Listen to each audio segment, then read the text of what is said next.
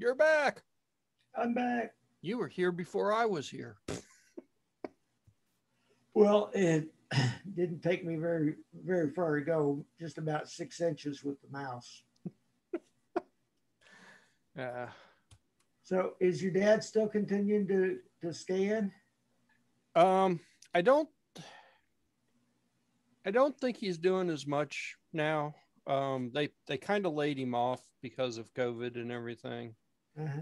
So he takes some stuff down to him every now and then, but I don't think he's doing quite as much of it as he was.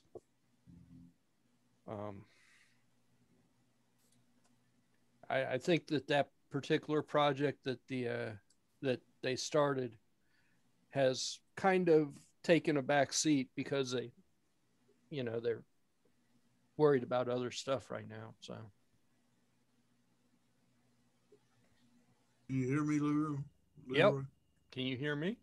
Yep. That's always good. So everybody see the Domino's pizza robot? I got the link. I didn't take a look at it yet. This anybody know anybody? Street going thing? Do what? This is that great big street going thing. Street going thing. Street operates on road, paved roads. Highway. Yeah. Okay. That thing. Yep. Okay. They're testing it in Houston and a neighborhood in Houston. So anybody know anybody in Houston so we can get pizza delivered to us? Yeah, but they live on the 21st floor. Well, they got to come down to the road to get it anyway. Yeah. Apparently it texts you when it's outside your house and you got to go and get it anyway. I'm reminded of the scene from Blade Runner where the little kids go grab whatever it is and start ripping parts off. Yeah. It's interesting. Driverless, self-driving stuff is coming fast. It's coming faster than I would have thought. That self-driving Tesla that had 2 people in it that drove into the tree is probably not one of the good examples. That is probably not a good example, no.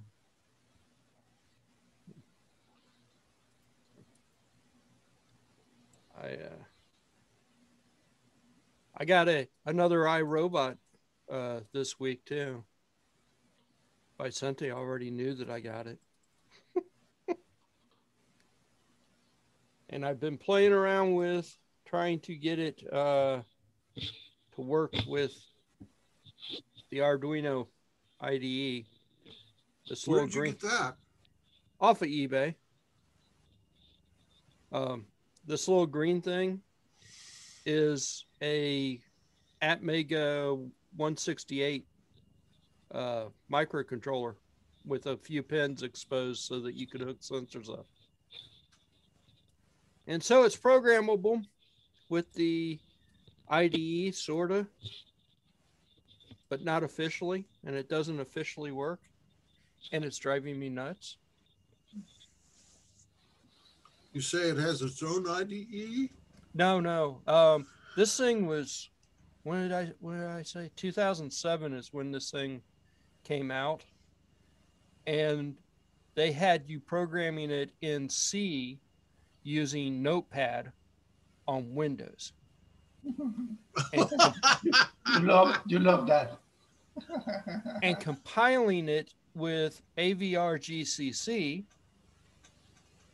and uploading it with AVR Dude.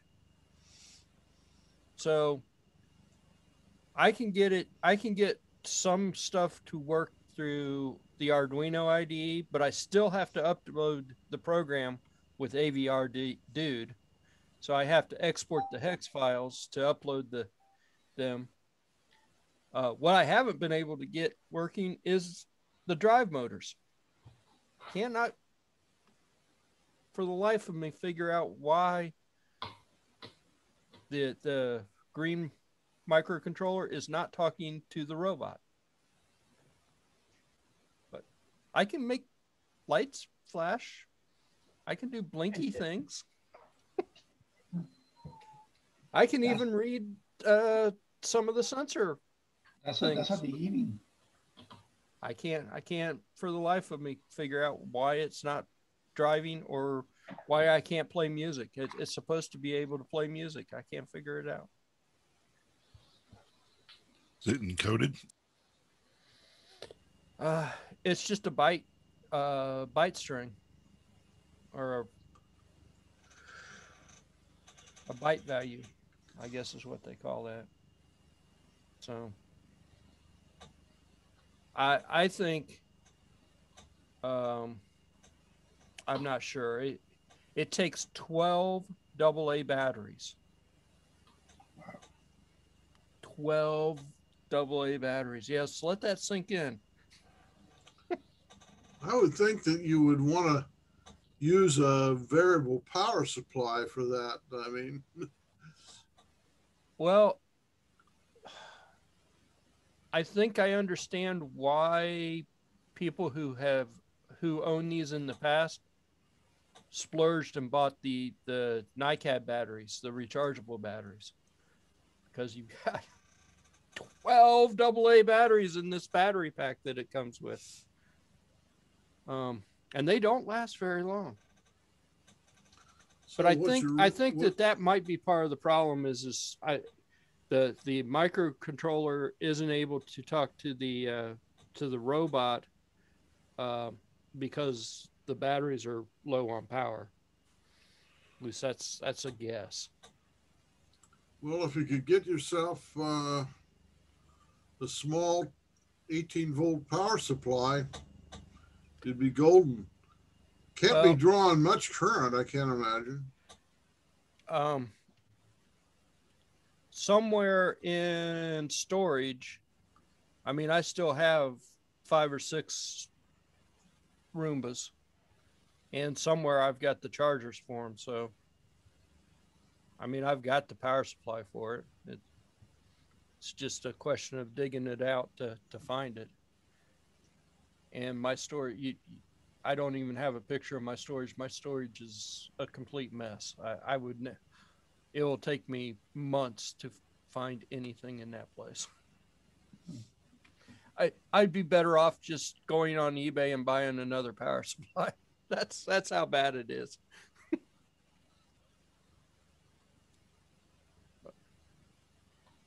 Do you have a bench power supply for that? I use wires. Yeah. Meanwhile, use a long wire. Yeah, I guess I could. Yeah, and you can work on it. You put the rubber over a can or something that maintain it over the table. Yeah, I guess I could do that. And go. I didn't think about doing that. I guess I could do that. Yeah. But well, you could always harness that directed energy beam that they found there in Washington. I don't know that it's very columnated though. You may have sterility issues for every person within the 200 meters of your house. Well, you could also use like 3 motorcycle batteries or something like that. Well, just skip the motorcycle batteries, run it off of a 2-cycle engine. You'd probably find something like that over at Ray's latest real estate acquisition, unless he's got all that cleared out now. I can't imagine that there's been enough time in the last decade to have cleaned that out. No, that I drove past there and it still looked like there was stuff in there. So.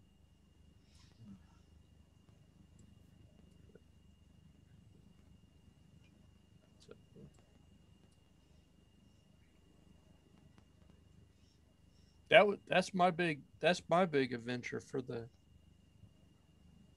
week. I really don't have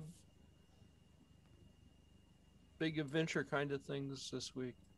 I bought a Well, bunch of Nintendo Switch games, but those the diabetic management team at the VA implanted on my arm, glued on my arm, a continuous glucose monitoring device. Mhm.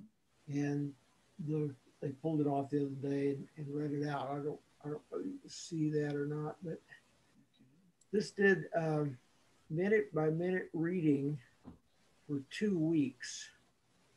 And the hazy areas there are 25 to 75 confidence level Okay. and 95 and 5. But it's the technology is amazing that it's throwaway. Uh, they managed to get the adhesive off, get it off my arm, and read it out, chucked it away. Okay. Interesting.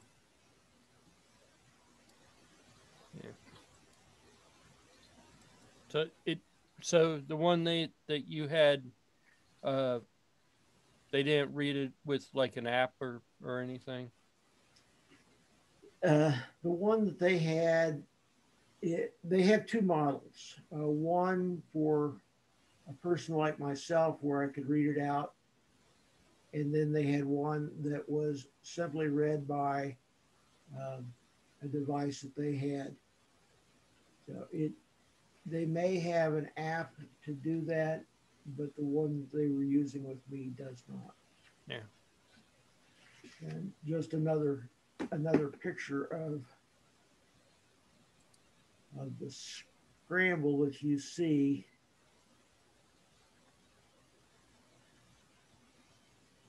I'm just dumbfounded at the technology that allows a small quarter-size object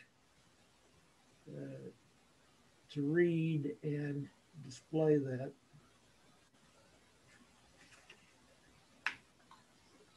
You look like you were trying to read something off of that, Art. Yeah, I was trying. You need to blow it up a little bit so we can see it. Well, here. How many Is that traces? better? Ah, How many traces do you have on there? There's one for each day, and it ran for 13 days. Oh, Okay. so Oh, what'd you do? it's- Just it's- color code each one of them different days? Yes, they did, but their printer was black and white. So the best that I can do is kind of guess as to which ones are which. They had also a day by day plot for each day. The lower values are where when you are sleeping. I mean the I'm valleys. sorry, I didn't quite The understand. big valleys. The big valleys are the sleeping time. That's correct. Yeah.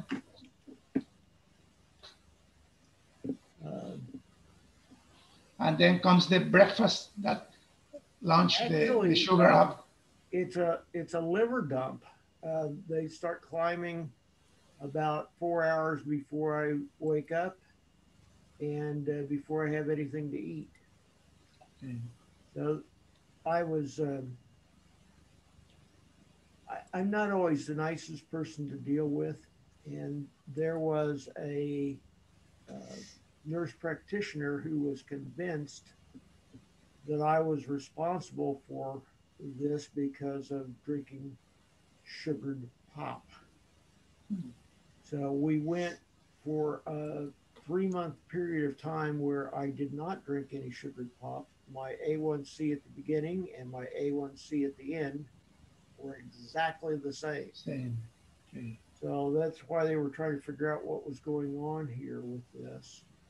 And they're now believing that it has something to do with medication I was on probably 30 years ago.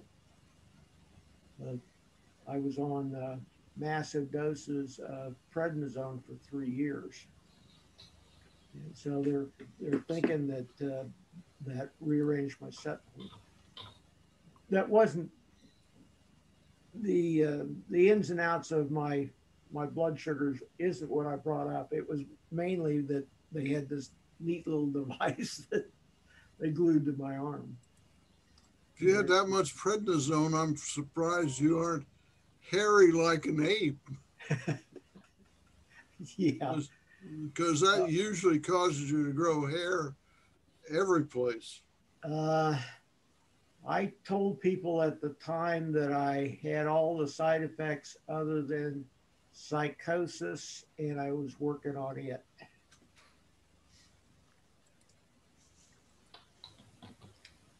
360 milligrams a day for 3 years.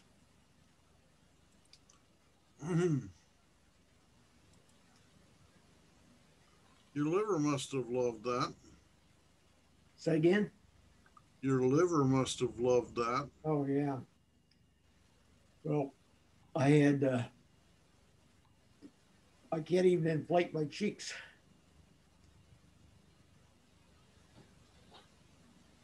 And my sister was on that for a while. And the main effect it had with her was she couldn't sit still. She'd clean the house and be done and clean it again. And it was amazing. I got all this stuff done, but I could never sit still. So it was a long time ago. I don't remember doing the Archie bunker where I jump out on the porch at midnight with a can of paint and a brush.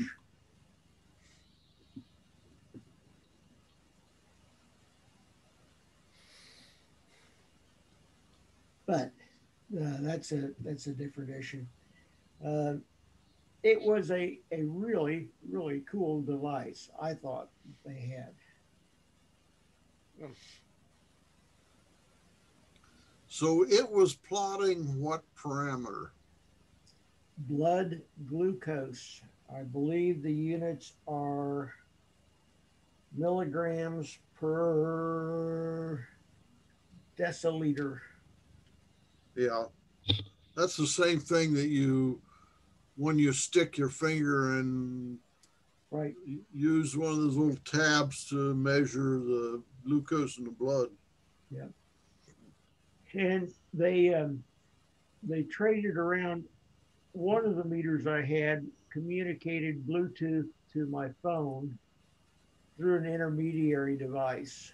And then they gave me another one that communicated directly Bluetooth between the meter and my phone. That I could export both of those in comma separator value format to a spreadsheet. And so I compared for about a month. I ran both meters off the same drop of blood so that we could see whether the meters were consistent. And then I went back here and looked at these values and tried to compare them to what I was getting off of the finger stick meters. And it was just too hard. I gave it up because the finger stick meters were reporting in hours, minutes, and seconds, and down to 3 digits of accuracy, whereas this is lucky enough to find that you're between 100 and 200. So there wasn't any way I was going to go back and try to micro manage what the readings were from the finger stick meters compared to this. I was quite surprised. There was as much as a 20% difference between meters. Were you on a pump? No. They haven't figured out what to do with me yet. So we're how's that? My wife says I'm a work in progress. No, my wife has said something similar about me. I wouldn't phrase it exactly that way. Well, words like "well on your way to the scrap bin" have also been used.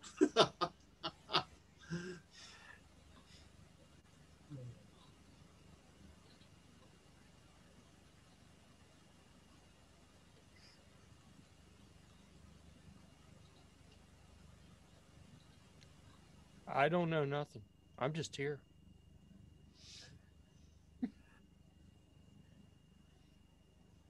That's sort of like saying that Albert Einstein was just a patent clerk. Well, maybe he was. Well, he was. Well, he was. Yeah. He was just doing that to kill some time. Yeah. Nah. I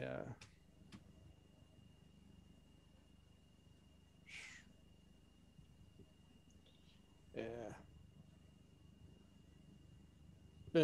I've been playing a little bit more with these smart response things again. And I found out that the picture, the image that I was able to finally get to work on it only works at full screen. I can't scale it to anything else. Yeah, that's kind of driving me nuts. A bunch of my projects are driving me nuts right now. It's probably not a too far of a drive as Patty would say. Short trip. It's a short trip, but a lot of my little projects are driving me nuts right now, and I don't really know how to proceed on some of these things. Stopped. And got to that little round red robot that I was playing with a couple weeks ago. Uh-huh. That gave me some ideas for how to improve the hoverboard motor, the hov wheel motor robot thing that is really Mark's project, but I'm still working on. I just received the hoverboard motors with encoders yesterday. Yeah. They are in the box still, but they have those optical encoders, high resolution. Yeah. I will try to drive them maybe the weekend, but using another driver because the driver that the people that sell the wheels have is not available, and they are planning to release a 2.0 version or something, but I don't know when will be available. So meanwhile, I will try to use the drivers I have and figure out how to have a fine control with the encoders. Let's see. Yeah. Finally, Well, I was working also with the video image screen with the microcontroller. I made some functions to drive the screen. I can share a picture of the. Let me look for it here. Let me share the screen and show the. You should be able to. There. Do you see? No. Do you see the screen? Man. Yep. This is a 5 inches black and white TV, and I am generating a bitmap area of the memory of the microcontroller using only the DMA and SPI functions of the microcontroller. So the microcontroller has no interruption. The CPU, you can use it for whatever you want. The image is always refreshing automatically. So you can go to the memory and write whatever you want, and the the, the memory content automatically is showing in the TV. So my idea is to use this for a Apple One simulator. Uh, I will use the real microcontroller, the 6502. So now I have time to check the pins of the microcontroller, the address, the data, and all the control lines to make the microcontroller believe that it has a real memory and execute a program in the memory. So this is my next challenge, is to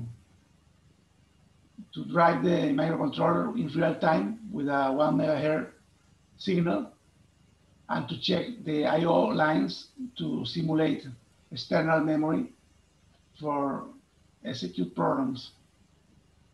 And I think it can be done because the microcontroller is running at 1 megahertz, and my microcontroller is running uh, 160 times faster, 160 megahertz. So I can do a lot of instructions in this time, in, in 1 microsecond. I can put 160 instructions. Let's see. Next week we will see. Okay. That's it.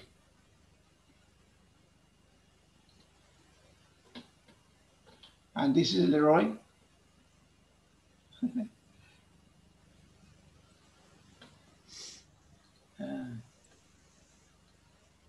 That's it. Yep. And the rest is landscaping, working all the week. But this is not fun to share. So this is what I'm doing.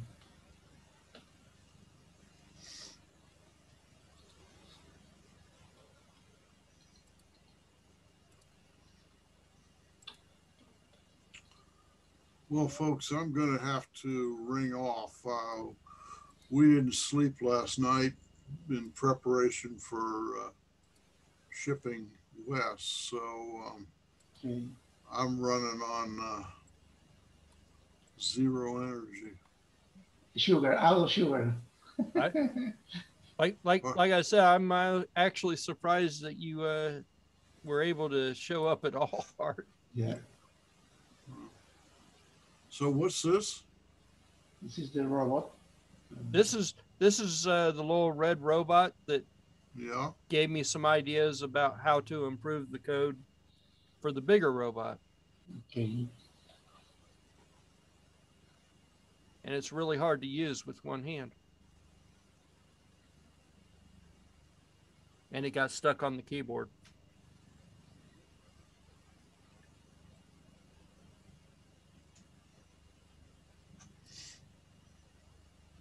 But How long is the battery last? So tiny. I don't know for sure. I thought I had charged it up completely when I got it. You are still using. And it died within a couple of days, and it hasn't died since. So I'm not real sure how long that battery's going to last.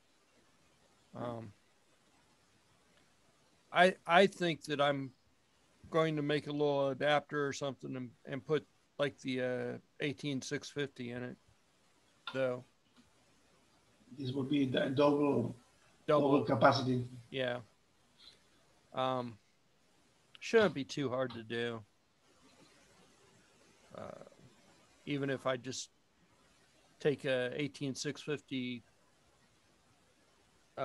holder and just clip it into the with alligator clips, it should be pretty simple to do. But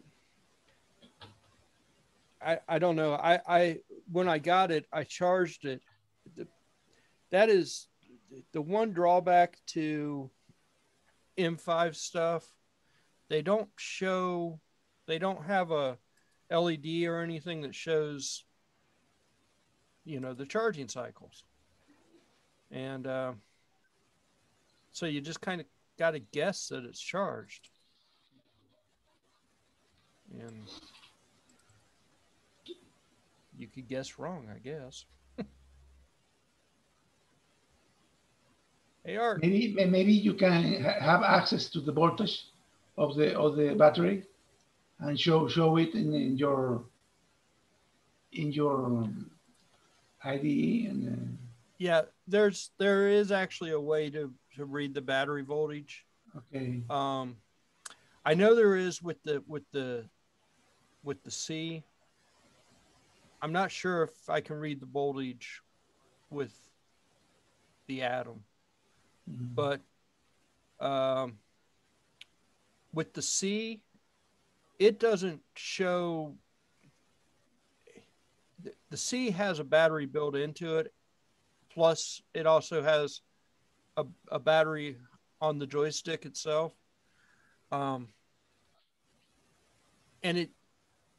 it's weird. It doesn't show it as two separate deals. It shows it as one thing, and then it shows the other one as a USB input. It's just kind of weird. It's kind of weird how they did it. But that's the thing.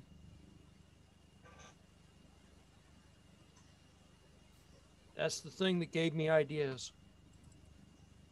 I don't know if that's good or bad. Sometimes ideas can be dangerous. Well, folks, it's been great, but I am fading rapidly. So you look like you're already half asleep. See you next week. Go. See you next week. Go rest. Adios. I think I'm signing off also. So yeah, we're down to like under 7 minutes. So yeah, we could probably call it if everybody wants to do something. Let's call a day. All right. Bye. Bye. I will see everybody next week. Bye. See you. Bye, Jim. Bye, Barry. Later. Bye. See you guys. All right. I'm out of here.